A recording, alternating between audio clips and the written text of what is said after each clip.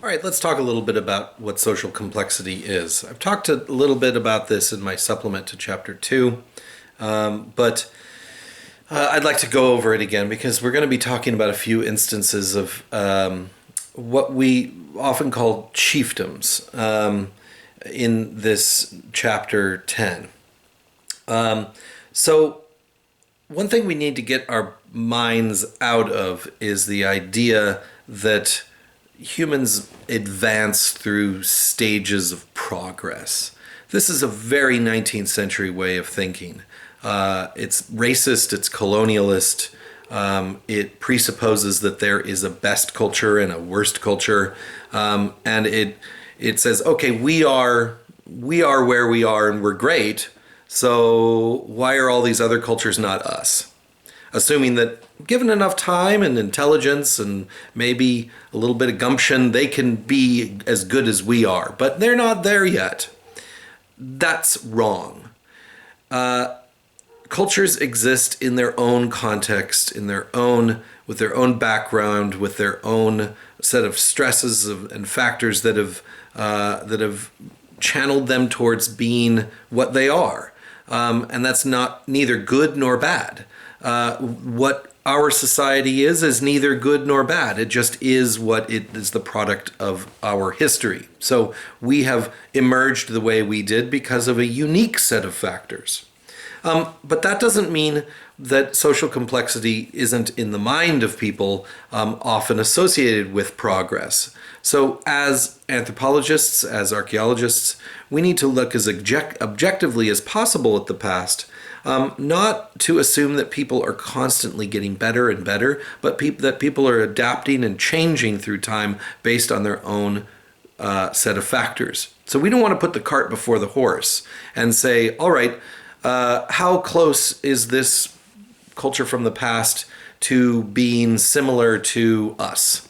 How close to us are they?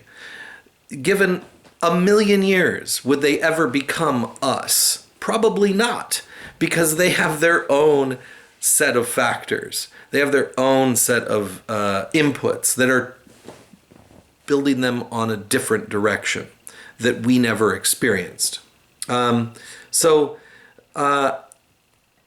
doesn't mean that cultures, even in the past, didn't see their transformations in a way that prioritized themselves, that made them feel like they were the best. So we're not the only ones to have this lofty view of our own culture. Lots of cultures did. And so we often see that social complexity is aligned with the concept of progress. It's aligned with upward, people thinking about upward movement, and things like agriculture and living in cities it literally means civilized. Civitas in Latin means, which is where we get the word city or civilized or civilization from, means city. So civilized is city living, whereas hunters and gatherers, people living out there in the wild, are uncivilized, right? Now, there's obviously a prioritization that we are putting on that. It's a loaded term to say something's uncivilized, but all that means is not living in a city. But it's no accident that that has a connotation in our society and many others. These social changes that led to greater complexity were seen as legitimate. These hierarchical structures were seen as organizational in a cosmological way. They were right, they were correct, they were proper. We saw this a little bit with the invention of religion in the Neolithic Revolution, that religion didn't really seem to exist, nothing organized at least, prior to the Neolithic Revolution. But with this restructuring of the way that you look at the world, there was an order. There was a hierarchy. There was a structure to the universe. You were part of that, and you knew your place in it. And so any authority that's established in this more complex society must be legitimate. And there must be a consensus that is accepted by people. Otherwise, you'll have revolutions and you'll have an overturning. But it can also be coerced. We have things like the introduction of things like slavery start to come in. That it's not just land and objects that are property. People become property as well. So how do we interpret, especially in the past, for our purposes, what kind of a society that we're looking at? I mentioned before that we're looking at the in-between stage between the Neolithic Revolution and the Urban Revolution, as according to Child's terminology.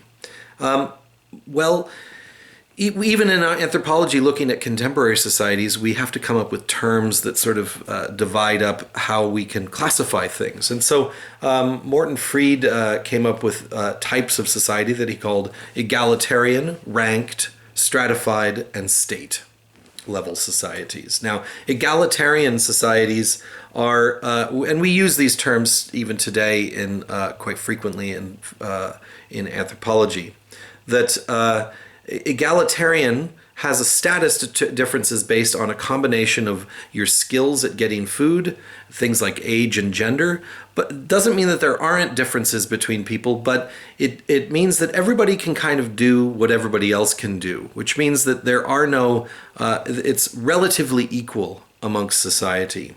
Everyone produces at a household level, and they do the same tasks. So I can't tell you you can't have food because you say, I can just go get it myself. I'm equal to you in that respect. There are casual, reciprocal exchanges, but nothing formalized like forms of money. And the number of prestige position equals the number of people. So you have your own place and you can rise and fall according to your behavior. Ranked societies have fewer positions of prestige, which means that those are sought after. The hierarchy is not linked to age, gender, or skill. It can often just be something that's simple, like which order you were born in. I'm the first child, and so I get this status. But there's no political power or exploitation. High status persons can start to emerge. Big men, this is a theory, the big man theory, or chiefs, start to emerge in these rank societies, and they can sort of organize a little bit, collect and redistribute resources, but not really full-on taxing or consuming of those resources themselves. Stratified societies have no equal access to resources. There are privileges attached to these ranks and prestige levels. That access to things like items of desire, or even sometimes need, food or special objects, are linked to prestige. And these are very limited positions indeed. And labor is divided up and sometimes exploited. You have specialized labor force that do specialized tasks, and then other people that organize them and maybe are at the top of that hierarchy. And you have even slaves emerging in stratified societies. You have communities with different households and kin groups that are organized within this larger identity of a stratified society. And then Fried and Service both talk about the emergence of the state-level society, which Fried describes as a gradual process. Control by the state, where power maintains this hierarchy. This hierarchy is maintained by force. The state has boundaries, and these are constantly being defended. There's a legal system, military and police, taxes. We'll come back to why that is in later lessons.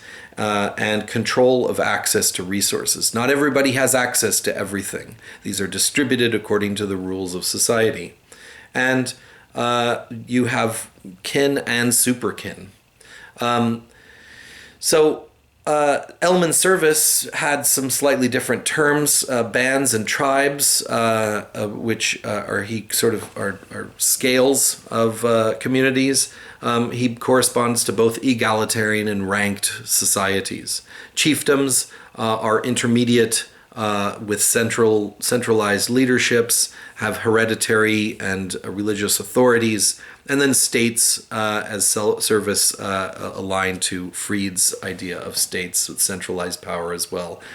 States had bureaucracy that uses control and force to maintain peace. And how did these emerge? Freed saw that there was inequality due to high status and fewer people relative to the total population. And Elman Service saw that there was states emerged through the control of a legitimate force, so some coercive strength and power there. Okay, I'll come back and we'll finish up this theory in just a moment.